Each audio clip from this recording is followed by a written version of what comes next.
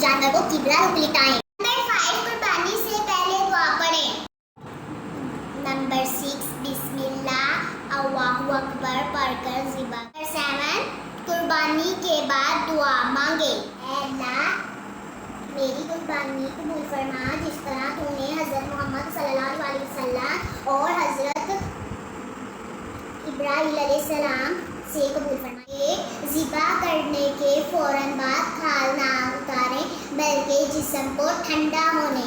Number 9 कुर्बानी के 3 हिस्से करें, एक गरीबों के लिए, एक घर वालों के लिए, एक रिश्तेदारों के लिए।